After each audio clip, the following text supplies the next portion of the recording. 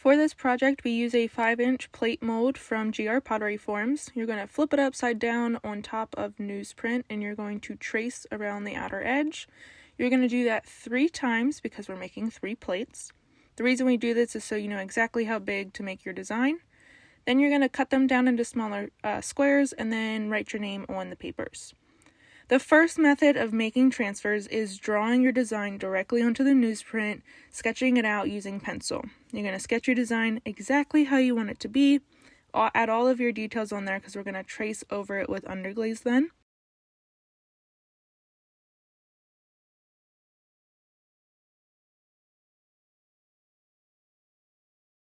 Once you're done drawing out your design using pencil, you're going to use Underglaze to go over those lines.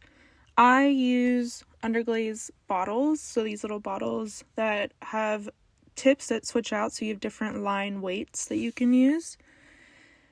I like to use the bottles. I think they're easier to get the lines that I want rather than painting them. I'm going to take it nice and slow. Make sure you have even pressure whenever you're squeezing out on the bottle, and make sure that you work left to right so that you don't smear any of your lines. That's the first method. Second method that I'm showing now is that you can trace images that you print out. The ones that I'm tracing here, I drew using my iPad and printed them out, but for your purposes, you can print out images offline. Using a light board, you can then trace them directly onto the newsprint. I use a binder clip to stick the newsprint paper and the printed out paper together so that they don't shift and move while I am tracing them. I recommend tracing it with pencil first instead of going directly in and tracing it using the Underglaze bottle, just because it takes a little practice to get used to the bottle. So I recommend using pencil and then pulling off the light board and then tracing over those pencil lines. If you do feel comfortable going in directly with the Underglaze bottle, you can just trace the image on top of the light board using the Underglaze bottle. Once that is completely dried, that's key. It needs to be completely dried before you move on to adding color. Now, it may look like I'm covering up my design, but with transfers, you have to think front to back. In a painting, you think back to front. This is reversed, so all of our details go first, and then we add the color over top of those details, and then we add our background color last. So even though it looks like I'm covering it up, I'm not. I promise once we transfer it, it will be there. Once that orange is dry, I'm going to go in with my background color. I'm using blue in here. When you apply your Underglaze using a paintbrush, you want to make sure it's thick enough that you can't see through it, that it's not sheer.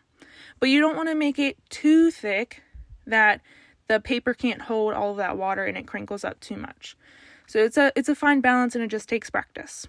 Once that layer is dry, I'm ready to add on my slip on the background. I use the same color slip as the clay body that I'm transferring it onto. The key to this is that once you apply slip, you have to transfer it to clay. The Underglaze can dry and sit and it's fine, but if you let the slip dry and you don't transfer it, it's going to ruin your transfer. So once you apply it, you have to commit to transferring or it's ruined. I use a heat gun to help speed up the drying process a little bit.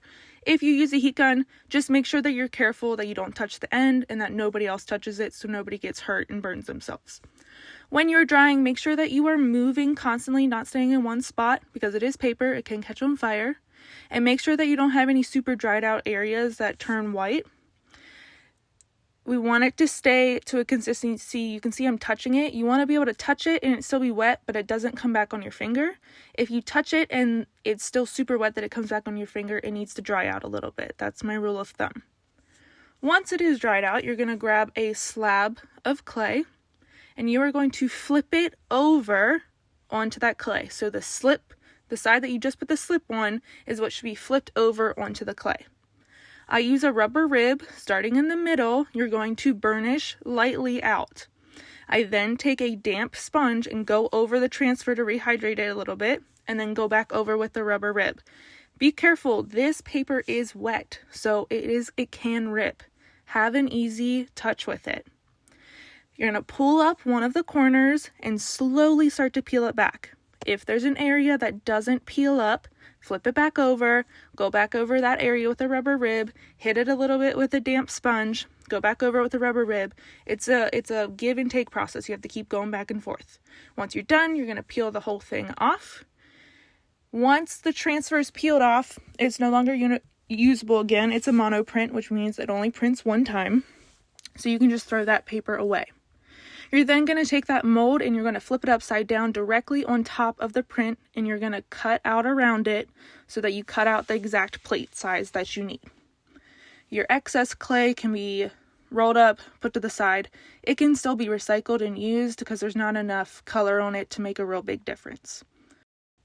After it is cut out, you're going to need to grab some foam.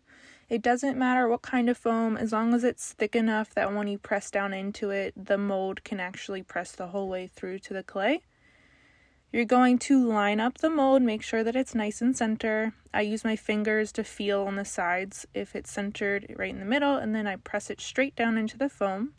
Flip it over and press the rim down. This is just to ensure that it's all been pressed down and it's nice in there. And then you're going to slowly start to pull the mold out of the clay.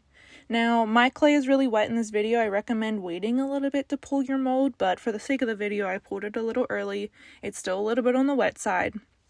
But if you can, I recommend leaving it to sit and firm up just a little bit before you pull it out.